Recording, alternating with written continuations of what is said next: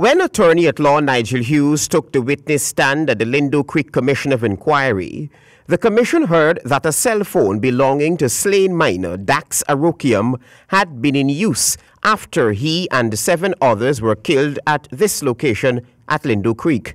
And what had happened is during the month of August 2008, we received information that the cell phone of Dax Arokium was being used, and this is long after he had died, was actually being used, and we actually managed through our own resources to get a printout of all the calls that had been made from his cell phone.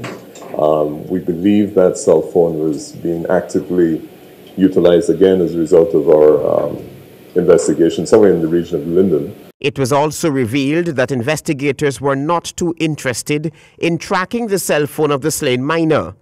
Now, dredge owner George Arokium told the commission that the information that Dax's phone had been in use was conveyed directly to then Home Affairs Minister Clement Ruhi, former Prime Minister Samuel Hines, and the late Police Commissioner Henry Green during a meeting at George Arokium's house.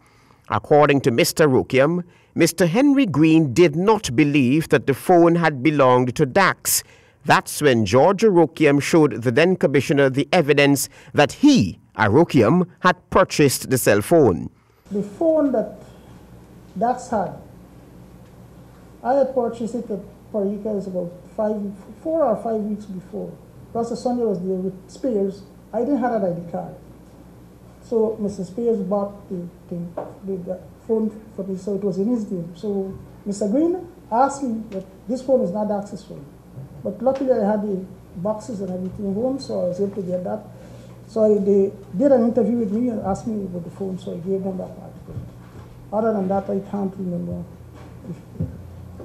Both Hughes and George Arokium testified that a printout of the calls made from the cell phone of Dax Arokium was presented to investigators. And 10 years on, nothing has been heard about that aspect of the supposed investigation. You know if the phone ever surfaced subsequently anywhere at any time? Yes, it did. Dax's reputed wife, that was about 2 or 3 weeks, I mean I can't exact, but about 2 or 3 weeks before it came out. Whoever came out, they backed down with it.